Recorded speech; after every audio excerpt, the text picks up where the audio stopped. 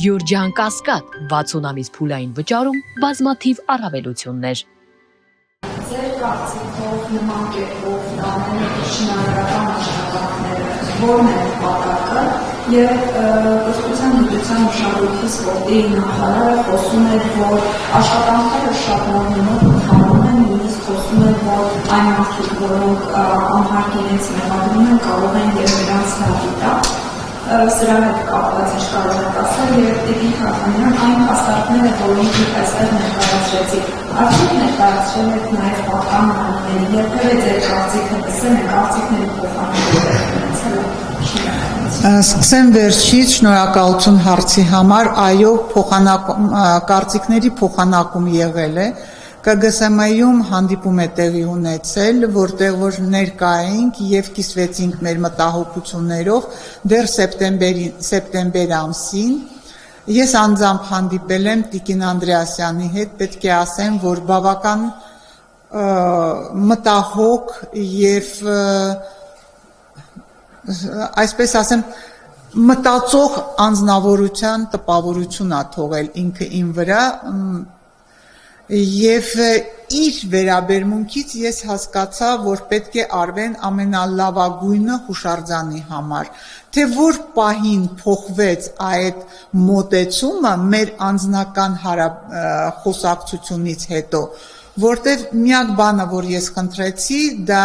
ըստ օրենքի իմ ներկայությունն էր եւ իմ հետ համաձայնությունն էր նախագծի, որը այսօր իրականացվում է, ինչը չի արվել Եվ իհարկե երբևիցե այսպիսի խայտառակ նախագիծ լույս չէր տեսնի, եթե չլիներ համաձայնեցումը Արթուր Թարխանյանի կենտրոնի հետ, մեր մասնագիտական խմբի հետ, եւ վերջերս ուղարկել եմ այս զեկույցը,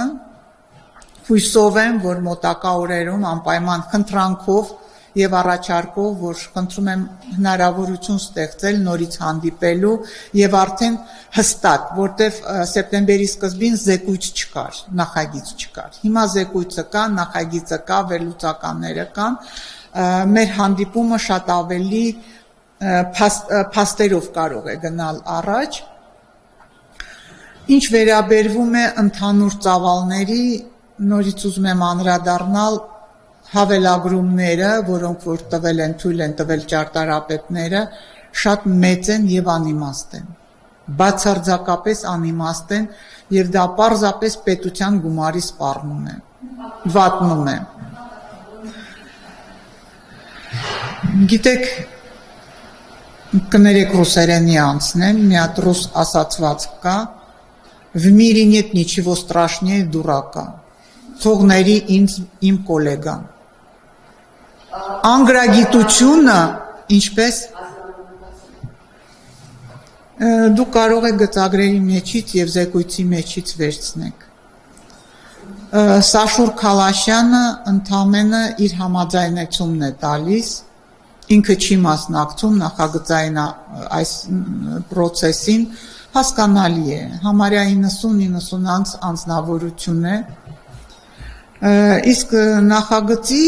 վերահսկումը իրականացվում է հայ նախագիծ ինստիտուտի տնօրենի կողմից, Ազիզյան Գրիգորի կողմից եւ ես սպասում եի, որ ինքը փորձառու կոնստրուկտոր լինելով, իրոք լավ մասնագետ լինելով շատ ավելի մեծ ուշադրություն կդարձնի եւ կձևավորի ոչ թե մեկ մարդուց կազմած խումբ, այլ լուրջ նման հայ նախագիծը դա լուրջ կազմակերպություն է։ Այսօր Երևան Հայաստանի ամենահամար մեկ ֆլագմանսկի նախագծային կազմակերպություն է։ Եվ ստեղ պետք էին հավաքվեին բազմաթիվ մասնագետներ եւ վերահսկողություն արվեր այս ամբողջ գործի համար։ Այո։ Այո։ որ նախին տեսքը ստանա։ Կարող են, բայց մեծ գումարներ է պահանջում։ Ինչքան ժամանակ եւ ինչ գումարների մասին։ Այսինքն ավելի մեծ գումար, քան նախատեսված է 100 միլիոնը։ Չէ, ոչ։ Իհարկե ոչ, որտեղ 800 միլիոնը նախատեսված էր բոլոր մույթերի համար, երևի թե 1/4, 1/20 մասն է, դա եթե վերցնենք, մեկ 25-րդ մասն է, հա, ցենց ասենք, գումարի, որը պետք է վերա բաշխվի նորից այդ սյուների վերականգնման վրա, հնարավոր է, բայց մեծ աշխատանք է պահանջում եւ ժամանակատար է։ Եվ միանշանակ այդ աշխատանքները, ինչ այսօր կարելի է անել հետազոտում, եթե եղանակը թույլ տվեց մաքրումը գոյություն ունեցող երկաթբետոնից այդ քարերի մնացորդներից, այլ ոչ թե ֆոտոների մեջ դուք կտեսնեք այդ քարերը սենց հարթեցնում են եւ քարերի վրա ուզում են սալիկ կպցնել, դա կներեք էլի, ես չգիտեմ դա ինչ է կոչվում, այո